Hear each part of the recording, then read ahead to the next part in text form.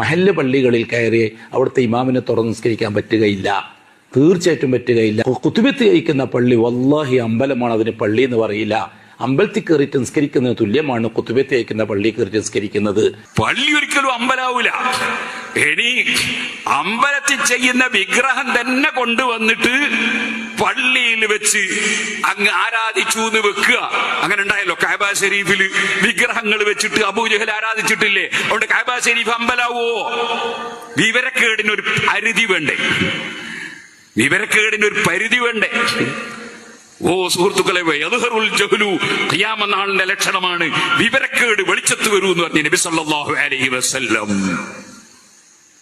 ആ കഅബ ശരീഫിന്റെ ഉള്ളിൽ അബൂജഹൽ വിഗ്രഹം കൊണ്ടുവന്ന് വെച്ച് അവിടുന്ന് വിഗ്രഹത്തിനെ ആരാധിച്ചതുകൊണ്ട് കഅബ ശരീഫ് അമ്പലമാകുവോ മൗലവിമാരെ?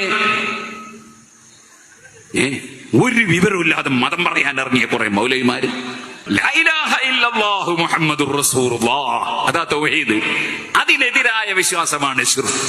ഇവിടെ ഒരൊറ്റ മുസ്ലിമും അല്ലാഹു അല്ലാത്തവരെ ദൈവമാണെന്നോ പടച്ചവനാണെന്നോ അല്ലെങ്കിൽ അല്ലാഹു അല്ലാത്ത ഏതെങ്കിലും ഒരു വസ്തുവിന് ആരാധനക്ക് അർഹതയുണ്ടെന്നോ അല്ലെങ്കിൽ സ്വന്തമായി എന്തെങ്കിലും ഉണ്ടെന്നോ ഒരു മുസ്ലിമും വിശ്വസിക്കുന്നില്ല. അല്ലാഹു കൊടുക്കുന്നതല്ലാതെ ആർക്കും ഒന്നുമില്ല എന്ന്